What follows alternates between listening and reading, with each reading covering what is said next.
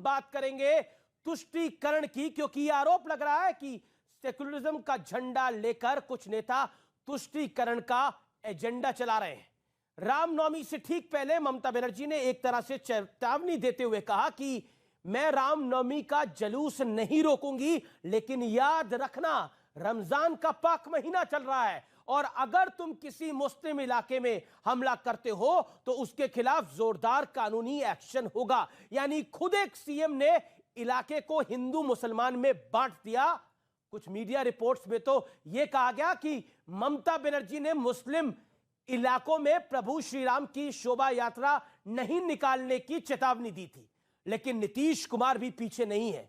बिहार जल रहा था और नीतीश कुमार मुस्कुराते हुए इफ्तार की दावत के मजे ले रहे थे और फिर बारी आई कांग्रेस पार्टी के दिग्गज नेता श्रीमान कमलनाथ की, जो रोजेदारों के बीच बैठकर कह रहे थे कि आप सबको छिंदवाड़ा संभालना है, मुझे तो अब प्रदेश संभालना है, क्योंकि बीजेपी पूरे देश भर में दंगे फसाद करवा रही है। लेकिन सवाल इन सिर्फ 3 नेताओं का नहीं है, क्योंकि आज जनता जनार्दन के बीच तुष्टीकरण वाली पॉलिटिक्स का इतिहास और भूगोल सब खंगाला जाएगा देश के युवाओं के साथ, और इसी पर होगी देश की सबसे बड़ी चर्चा। यह देश है हमारा में तुष्टीकरण पर सियासी रण। तुष्टीकरण आज का बड़ा विषय है। একজন গুন্ডা বলছে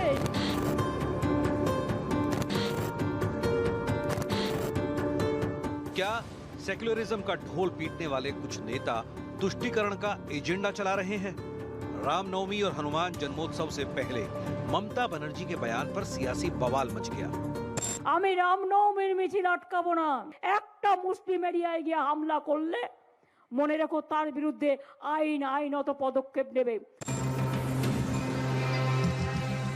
सवाल नीतीश कुमार पर भी उठा, जो बिहार में भारी हिंसा के बीच इफ्तार की दावत खाने पहुंच गए।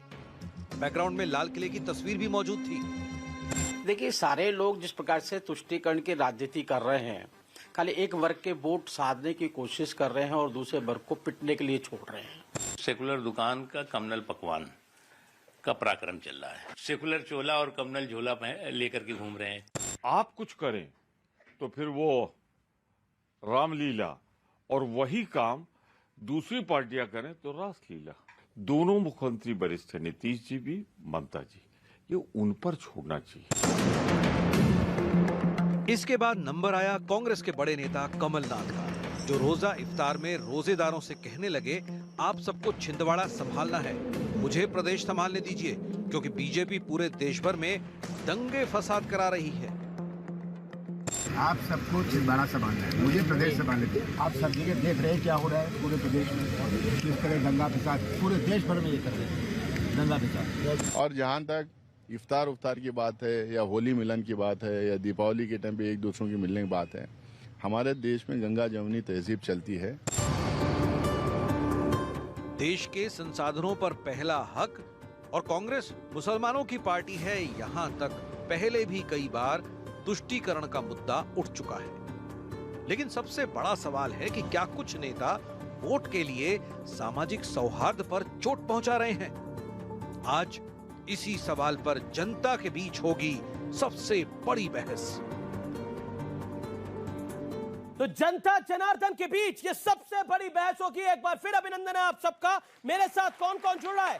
स्टूडियो में हमारे साथ मौजूद है सुधांशु त्रिवेदी, बीजेपी के प्रवक्ता और सांसद, आपका अभिनंदन है। जोरदार तालियों से सुधांशु त्रिवेदी का स्वागत करिए। मेरे साथ मौजूद है स्वामी दीपांकर, आध्यात्मिक गुरु है, हर विषय पर अपनी राय रखते हैं, आपका अभिनंदन है। सुरेंद्र राजपूत कांग्रेस पार्टी के प्रवक्ता है और लखनऊ से खासतौर पे आए हैं, उनका अभिनंदन है। मेरे साथ राजकुमार भाटी है, प्रवक्ता समाजवादी पार्टी के, उनका अभिनंदन है। शोएब जमई है, जाने माने मुस्लिम चिंतक है, डॉक्टर है, आपका भी अभिनंदन है इस चर्चा में। और आपके लिए जोरदार तालियां जनता जनार्दन के लिए भैया।